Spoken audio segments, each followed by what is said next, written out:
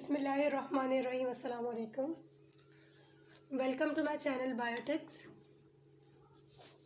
तो काफ़ी दिनों बाद मैं आ चुकी हूँ और आज माइक्रोबायोलॉजी के हम एक न्यू ब्रांच शुरू करने वाले हैं जिसका नाम है वायरोलॉजी। ठीक है, वायरोलॉजी कहते हैं वायरसेस की स्टडी को। सही है, study of virus is called virology. और माइक्रोबायोलॉजी के भी लेक्चर्स आते रहेंगे, लेकिन अभी मैं एक वायरोलॉजी स्टार्ट करने वाली हूँ। ये उसकी आउटलाइन है। फ़िलहाल मैंने यही टॉपिक्स लिखे हैं यहाँ पे और ये मैं डिस्कस करूँगी और इंशाल्लाह आगे मज़ीद टॉपिक्स भी मैं डिस्कस करूँगी।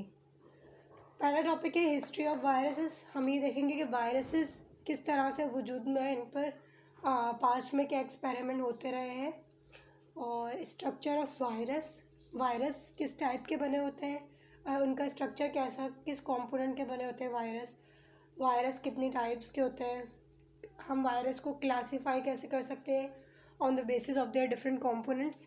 ठीक है, और लाइफ साइकिल वायरसेस की, बैक्टीरियोफेज की लाइफ साइकिल देखेंगे इंशाल्लाह। और सेल कल्चर। ठीक है, सेल कल्चर क्या है कि वायरस को ग्रो करवाने के लिए हमें लाइव सेल्स चाहिए, यानी हमें ज़िंदा सेल्स लेकर उनका कल्चर बनाना पड़ेगा और फिर उसमें वायरसेस हम ग्रो करवा सकते हैं।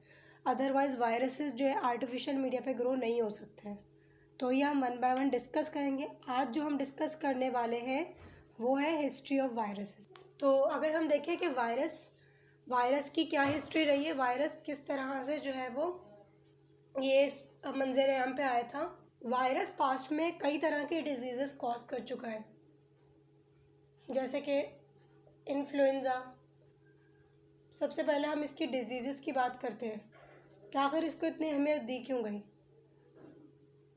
स्मॉल पॉक्स, कॉमन कोल्ड, तो ये सारी डिजीज़ेस थी जो वायरस ने कॉज की थी। और इन डिजीज़ेस के सारे रिकॉर्ड मौजूद हैं डिफरेंट कंट्रीज़ में भी। तो ये डिफरेंट कंट्रीज़ हैं, चाइना, इजिप्ट और इंडिया। इनकी एंशिएंट सिविलाइजेशंस में इनके रिकॉर्ड मौजूद हैं इन डिजीज़ेस के। ठीक है, और उस ज़माने में स्मॉल पॉक्स से 60 मिलियन डेथ्स हुई थी, क्योंकि ऑब्वियसली पुराना ज़माना था तो डिजीज़ेस के ट्रीटमेंट और क्योर मौजूद नहीं थे, तो इस वजह से भी काफ़ी लोगों की इनसे डेथ्स हुई। तो उस ज़माने के लोगों का ये मानना था कि जो भी बीमारियां होती हैं, डिजीज़ेस पैदा होती हैं, तो वो उनके खुदाओं की वजह से होती हैं, यानी कि उनके जो गॉड हैं या गॉडेस हैं वो रिस्पॉन्सिबल हैं डिजीज़ेस को कॉज करने में।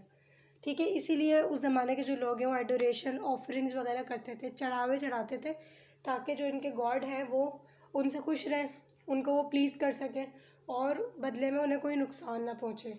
इसीलिए जब स्मॉल पॉक्स से इतनी ज़्यादा तबाही हुई, 60 मिलियन डेथ्स हुई, तो जो एडवर्ड जेनर है, जिनको फादर ऑफ वैक्सीनेशन कहा जाता है, तो उन्होंने इसके ख़िलाफ़ वैक्सीन बनाई। ठीक है, स्मॉल पॉक्स की वैक्सीन बनाई। तो जो वहाँ के लोग थे वो वैक्सीनेशन लगवाने से भी डर रहे थे कि कहीं उनके जो गॉड हैं वो उनसे नाराज़ ना हो जाए।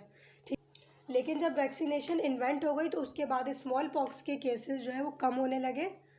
ठीक है, और एक वक्त आया कि स्मॉल पॉक्स दुनिया से ख़त्म हो गई। लेकिन स्मॉल पॉक्स इतनी ज़्यादा फैली तो ये डिज़ीज़ आखिर कॉज कौन कर रहा था? ये वही वायरस कॉज कर रहा था जिसको उस वक्त दुनिया ने देखा भी नहीं था। ठीक, तो वायरस की हिस्ट्री में डिफरेंट साइंटिस्ट की कंट्रीब्यूशन रही है। सबसे पहले जो साइंटिस्ट है वो थे लुइस पास्चर। लुइस पास्चर का एरा है 1884। ठीक है, यानी कि वायरसेस की जो स्टडी ज़्यादा पुरानी नहीं है, 18 सेंचुरी से ये स्टार्ट हुई। ठीक है, उस एरा से लुइस पास्चर एक डिज़ीज़ पे इन्वेस्टिगेट कर रहे थे जिसका नाम था रेबीज़। तो लुइस पास्चर ने जब वो रेबीज़ पे इन्वेस्टिगेट कर रहे थे तो उन्होंने ये नोट किया कि ये जो रेबीज़ डिज़ीज़ है, जो कि जो एनिमल्स हैं, डॉग है या दूसरे एनिमल्स हैं, उनके बाइट करने की वजह से कॉज होती है ह्यूमंस में। तो ये रेबीज़ जो है ना, ये बैक्टीरिया की वजह से कॉज नहीं हो रही है, इस चीज़ में ये श्योर थे बिल्कुल। लेकिन इन्होंने कहा ये बैक्टीरिया के अलावा कोई और ऑर्गेनिज़म है, उसकी वजह से कॉज हो रही है रेबीज़। ठीक है, और ये जो ऑर्गेनिज़म है ये साइज़ में बैक्टीरिया से भी ज़्यादा छोटा है, इसीलिए इन्होंने उस ऑर्गेनिज़म को सब माइक्रोस्कोपिक का नाम दिया। उस वक्त ये खुद भी देख नहीं पाए थे कि ये ऑर्गेनिज़म कैसा दिखता है, क्योंकि 18 सेंचुरी है और इस वक्त इलेक्ट्रॉन माइक्रोस्कोप भी डिस्कवर नहीं हुई थी। और हम जानते हैं कि हम वायरसेस को सिर्फ इलेक्ट्रॉन माइक्रोस्कोप से ही देख सकते हैं, ठीक है। उस वक्त लाइट माइक्रोस्कोप थी और उससे काफ़ी ऑर्गेनिज्म देखे जा चुके थे, बैक्टीरिया, प्रोटोजोआ एक्सेट्रा, लेकिन वायरसेस उनसे नहीं दिखते हैं क्योंकि ये बहुत ही ज़्यादा छोटे हैं साइज़ में। तो इन्होंने 2 पॉइंट दिए कि वो सब माइक्रोस्कोपिक ऑर्गेनिज्म है और वो साइज़ में बैक्टीरिया से भी ज़्यादा छोटे हैं। तो उस ज़माने में ही, लुईस पास्चर के एरा में ही, 18th सेंचुरी में एक डिज़ीज़ बहुत ज़्यादा फैली हुई थी, जो थी टोबैको मोज़ाइक डिज़ीज़, ठीक है। जो टोबैको के जो प्लांट है उसमें ये कॉज होती है, और इसमें इस डिज़ीज़ में क्या होता है कि जो टोबैको के लीव्स हैं ना वो मोटेल्ड हो जाते हैं, ब्राउनिश हो जाते हैं या वो मुरझा जाते हैं, ऐसा कह लें आप। और इस डिज़ीज़ की वजह से जो जर्मनी और हॉलैंड है उसमें टोबैको की जो क्रॉप्स थी वो बहुत ज़्यादा डैमेज हो रही थी। तो साइंटिस्ट काफ़ी ज़्यादा परेशान थे, फार्मर्स परेशान थे, क्या कैसे टोबैको की जो क्रॉप्स हैं उनको बचाया जाए। उनको टोबैको की जो क्रॉप्स हैं उनको जो डिज़ीज़ हुई थी TMD यानी टोबैको मोज़ाइक डिज़ीज़, वो भी वायरस की वजह से ही कॉज हुई थी, जिसको बाद में जाके काफ़ी साल बाद नाम दिया गया टोबैको मोज़ाइक वायरस, ठीक है। लेकिन अगेन यहाँ पे पता नहीं था किसी को कि ये वायरस है जो कि ये डिज़ीज़ कॉज कर रहा है। यहाँ पर एक साइंटिस्ट आया, एडोल्फ मेयर, ठीक है। एडोल्फ मेयर ने ये कहा कि ये जो टोबैको मोज़ाइक डिज़ीज़ है ये ट्रांसफ़र हो सकती है इन्फेक्टेड टोबैको प्लांट से एक हेल्दी टोबैको प्लांट को। अगर हम इन्फेक्टेड टोबैको प्लांट का जो सैप है यानी जो उसका जो फ्लूड निकल रहा है, इन्फेक्टिव फ्लूड, वो इन्फेक्टेड फ्लूड हम लेके अगर उसको हेल्दी प्लांट पर ट्रांसफ़र करेंगे या उसके इन्फेक्टेड लीव्स को कांटेक्ट में लाएंगे हेल्दी प्लांट के साथ, तो ये डिज़ीज़ ट्रांसफ़र हो जाएगी, ठीक है। अच्छा, एडोल्फ मेयर ने 2 इम्पॉर्टेंट चीज़ें फाइंड आउट की थी। उसने कहा था कि जो इन्फेक्टिविटी है यानी जो इन्फेक्शन है इसकी जो सलाहियत है वो वो चेंज नहीं होती। एडोल्फ मेयर ने 2 अहम फाइंडिंग्स दी थी कि जो इन्फेक्शन कॉज करने की जो सलाहियत है वो उसमें कोई भी चेंज नहीं आता, भले आप जो सैप है यानी जो चीज़ हम ट्रांसफ़र करके जो इन्फेक्शन हम कॉज करवा रहे थे हेल्दी प्लांट में, उस सैप को अगर आप हाफ़ प्योरीफाई भी कर दो तब भी इन्फेक्शन वैसे का वैसा ही रहता है, ठीक है। और दूसरा पॉइंट इसने क्या पेश किया था कि अगर आप जो सैप है या जो जूस आप निकला इन्फेक्टेड प्लांट से, अगर आप उसको हीट दे दें, हीट करने की वजह से जो इन्फेक्टिविटी है उसकी जो सलाहियत है वो ख़त्म हो जाएगी, ठीक है। ये 2 पॉइंट इसने बताए थे। तो एक चीज़ और इसने क्या बताई थी, ये इसका मानना था कि जब इसने सैप को बाद में फ़िल्टर किया तो सैप फ़िल्टर हो गया, लेकिन जो बैक्टीरिया थे वो फ़िल्टर के ऊपर ही रह गए, बैक्टीरिया जो फ़िल्ट्रेबल नहीं है। तो इसलिए इसने कहा कि जो सैप है उसके अंदर जो है वो बैक्टीरिया मौजूद नहीं है फ़िल्टर होने के बाद, और इसी वजह से जो सैप है इसकी जो इन्फेक्टिविटी है ना वो ख़त्म हो जाती है, क्योंकि बैक्टीरिया तो ऊपर ही रह गए थे फ़िल्टर में, सही है। तो ये इसका एक ऑब्जर्वेशन था, ये खुद भी अपने ऑब्जर्वेशन को उस वक्त सही से समझ नहीं पाया, लेकिन जो इसको लगा था वो उसने प्रेजेंट कर दिया था। उसके बाद एक और साइंटिस्ट आया जिसका नाम था आइवानोस्की। इसका फुल नेम है डिमिट्री आइवानोस्की और ये 1892 में आया था। ये एक रशियन बॉटनिस्ट था, ठीक है। और इसने क्या किया, इसने अगेन जो एडोल्फ ने एक्सपेरिमेंट किए थे उसी को इसने रिपीट किया।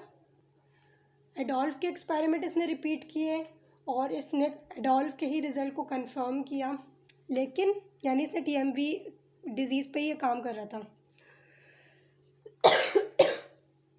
यानी ये TMD डिज़ीज़ पर ही काम कर रहा था, लेकिन इसने जो एडोल्फ का जो नज़रिया था ना कि सैप को हमने फ़िल्टर किया तो बैक्टीरिया फ़िल्टर के ऊपर ही रह गए और सैप में बैक्टीरिया नहीं है इसलिए उसकी इन्फेक्टिविटी ख़त्म हो गई है, तो ये चीज़ इसने गलत साबित की। इसने कहा कि नहीं, बैक्टीरिया फ़िल्ट्रेबल नहीं है और सैप जो है वो फिर भी इन्फेक्शन कॉज कर सकता है, इसलिए क्योंकि सैप में बैक्टीरिया के अलावा कोई दूसरे ऑर्गेनिज़म है, सही है, जो कि इन्फेक्शन कॉज कर रहा है, वो ऑर्गेनिज़म फ़िल्ट्रेबल है।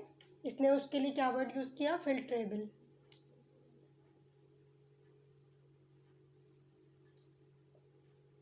इसने कहा कि बैक्टीरिया के अलावा दूसरे ऑर्गेनिज़म है अनयूजुअल एजेंट्स जो कि फ़िल्ट्रेबल हैं, जो फ़िल्टर में से पास हो गए और सैप में एंटर हो गए और इन्होंने बैक्टीरिया को फ़िल्टर नहीं होने दिया, ठीक है।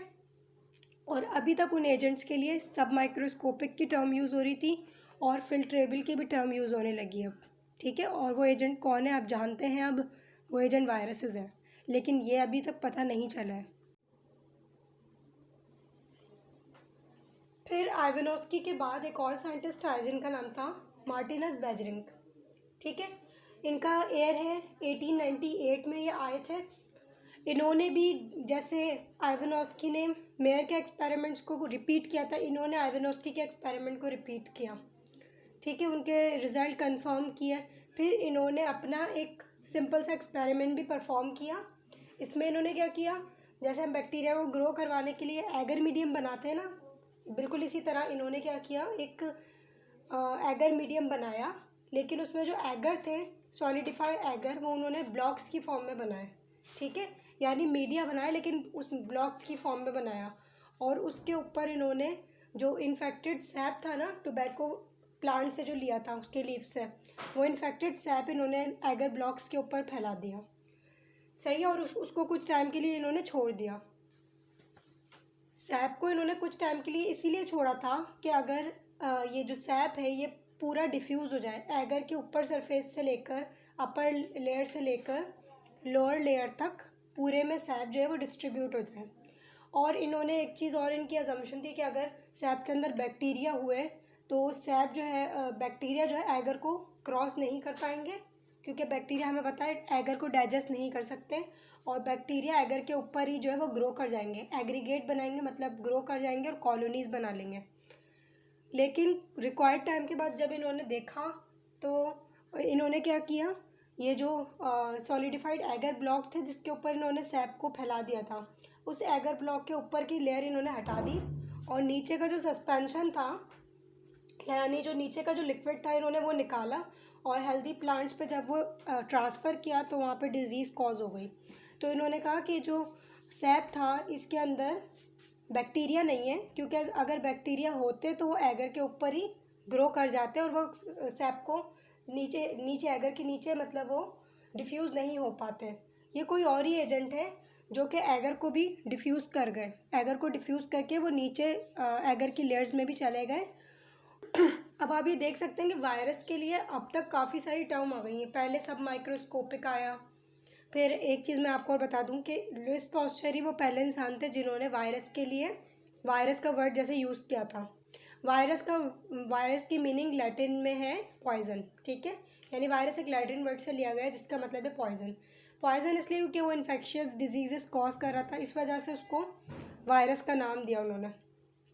तो वायरस के लिए काफ़ी टर्म आ चुकी है। सब माइक्रोस्कोपिक आया, वायरस आया, डिफ्यूजेबल की टर्म आई, ठीक है, फिल्ट्रेबल की टर्म आई, ये सारी टर्म्स वायरसेस के लिए आई हैं,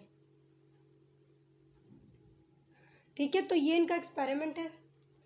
और लेकिन अगेन अब तक जितने भी साइंटिस्ट आए, जितने भी एक्सपेरिमेंट किए इन्होंने वायरसेस को लेके, और ज़्यादातर अभी ये जो TMD डिजीज़ है उस पर ही चल रहा है एक्सपेरिमेंट, तो वो उस कॉजेटिव एजेंट की नेचर को नहीं देख पाए। उनको अभी तक यही पता नहीं है कि वो दिखता कैसा है, क्योंकि इलेक्ट्रॉन माइक्रोस्कोप भी इन्वेंट नहीं हुई है। बेजरिंग के बाद दो साइंटिस्ट आए जिनका नाम था डॉक्टर लेफ्लर एंड फ्रॉस्ट,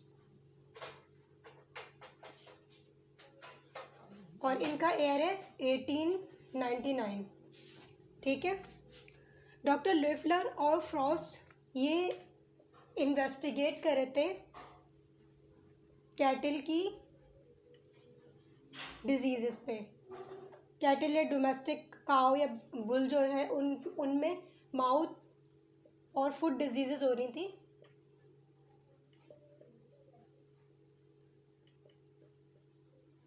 उस पर इन्वेस्टिगेट कर रहे थे, और ये इन्होंने बस यही देख पाए थे कि जो डिजीज़ कॉज कर रहे हैं कैटल में माउथ और फुट की, वो भी अनयूजुअल एजेंट है जो कि फिल्ट्रेबल है, और लेकिन अगेन वो इनकी कॉजेटिव एजेंट की नेचर नहीं देख पाए थे। उसके बाद एक साइंटिस्ट है डॉक्टर स्टैनले, ये थे यूनिवर्सिटी ऑफ कैलिफोर्निया बार्कले से, ठीक है। डॉक्टर स्टैनले ने क्या किया, इन्होंने जो TMV का कॉजेटिव एजेंट था उसको इन्होंने क्रिस्टल फॉर्म में आइसोलेट किया, ठीक है। ये लगा कि वो जो कॉजेटिव एजेंट है वो कम्प्लीटली प्रोटीन का बना हुआ है, लेकिन ऐसा नहीं था, 2 साइंटिस्ट और आए उसके बाद, फ्रेडरिक और नॉर्मन। उन्होंने कहा कि नहीं, ये जो TMB का जो कॉजेटिव एजेंट है ये कम्प्लीटली प्रोटीन का नहीं बना हुआ, बल्कि ये 2 कंपोनेंट से बना हुआ है, प्रोटीन प्लस न्यूक्लिक एसिड। ठीक है। उसके बाद बैक्टीरियोफेजेस के ऊपर स्टडी हुई। बैक्टीरियोफेजेस के ऊपर जब स्टडी हुई तो उसमें 2 साइंटिस्ट का अहम रोल है। एक साइंटिस्ट थे टॉर्ट और दूसरे थे हैरेले। ठीक है। अब मैं आपको बताती जाऊँ कि बैक्टीरियोफेजेस कौन होते हैं। तो बैक्टीरियोफेजेस ये वो वायरसेस होते हैं जो कि इन्फेक्ट करते हैं बैक्टीरिया को। ठीक है। जैसे मैंने स्टार्ट में आउटलाइन में लिखा था कि वायरसेस के डिफरेंट टाइप हैं। कुछ होते हैं एनिमल वायरसेस जो एनिमल्स को इन्फेक्ट करते हैं, कुछ होते हैं प्लांट वायरसेस जो प्लांट को इन्फेक्ट करते हैं, कुछ है ह्यूमन वायरसेस जो ह्यूमन में इन्फेक्शन करते हैं, और कुछ होते हैं बैक्टीरियोफेजेस जो बैक्टीरिया को इन्फेक्ट करते हैं। मतलब वायरसेस से कोई भी नहीं बचा हुआ, वायरसेस सबको इन्फेक्ट कर सकते हैं। ठीक है। बैक्टीरियोफेजेस, और इनको सिंपली फेजेस भी कहते हैं। फेज का मतलब होता है टू ईट, यानी खाना। तो जो साइंटिस्ट थे टॉर्ट, वो इन्वेस्टिगेट कर रहे थे सॉइल बैक्टीरिया पे, और उन्होंने ये देखा कि कुछ सॉइल बैक्टीरिया ऐसे हैं जो कि ग्रो ही नहीं हो रहे, बल्कि उनको कुछ ऐसे एजेंट्स हैं, कॉजेटिव एजेंट, जो उनको डिस्ट्रॉय कर रहे हैं। ठीक है। फिर उसके बाद एक और साइंटिस्ट आया जिनका नाम था हैरेले। हैरेले ने ये कहा कि वो जो कॉजेटिव एजेंट जो इन बैक्टीरिया को डिस्ट्रॉय कर रहे हैं, तो सारे बैक्टीरिया डिस्ट्रॉय नहीं हो रहे, बल्कि कुछ स्पेसिफिक बैक्टीरिया डिस्ट्रॉय हो रहे हैं।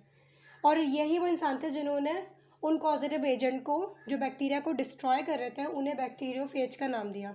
अब बैक्टीरियोफेजेस के बारे में मैं आपको कुछ इंपॉर्टेंट इन्फॉर्मेशन बताती हूँ। इंटरेस्टिंग इनकी चीज़ इन्फॉर्मेशन है कि FDA है, FDA यानी food and drug administration. FDA जो है ना बैक्टीरियोफेजेस को इस्तेमाल कर रही है किस चीज़ में? फूड में। ठीक है। जब फूड की प्रोडक्शन हो रही होती है तो जो FDA है ये एक फूड की एक एजेंसी कह रहे हैं, food and drug administration, FDA। ये क्या कर रहे हैं, ये फूड की प्रोडक्शन और प्रोसेसिंग के दौरान उसमें बैक्टीरियोफेजेस को इस्तेमाल कर रहे हैं। ठीक है। क्योंकि हमें पता है कि फूड जो है वो एक सोर्स है फूड बॉर्न डिजीज़ का। अगर फूड में कुछ पैथोजेंस ग्रो हो जाए, for example E. coli, Salmonella, E. coli का O157H7 एक स्ट्रेन है वो, और सैल्मोनेला एंट्रिका, लिस्टेरिया मोनोसिस्टिस, ये सारे पैथोजेंस हैं। ये अगर फूड में ग्रो हो जाए ना तो ये फूड बॉर्न डिजीज़ कॉज करते हैं, और इसकी वजह से फूड पॉइजनिंग हो सकती है, फूड इन्फेक्शंस हो सकते हैं। ठीक है। इसीलिए जो है ना फूड बॉर्न डिजीज़ को रोकने के लिए FDA यूज़ करे बैक्टीरियोफेजेस को, ताकि बैक्टीरियोफेजेस बैक्टीरिया जो भी प्रेजेंट होंगे फूड में उनको किल कर दें और फूड जो है वो सेफ़ टू ईट हो जाए। इसके अलावा बैक्टीरियोफेजेस को एंटीबायोटिक्स की जगह भी यूज़ किया जा रहा है बैक्टीरियल इन्फेक्शंस को ख़त्म करने के लिए। ठीक है। तो यहाँ पर वायरसेस का एक बेनिफिशियल रोल आया है, वरना शायद हमें ये लगता था कि वायरसेस नुकसानदेही हैं, तो ये इनका बेनिफिशियल एस्पेक्ट है एक। तो यहाँ पर मैं अपनी वीडियो एंड करती हूँ। हिस्ट्री हो गई वायरसेस की, और इंशाल्लाह नेक्स्ट वीडियो में मैं वायरस के स्ट्रक्चर के बारे में आपको बताऊँगी। Till then take care. अल्लाह हाफिज़।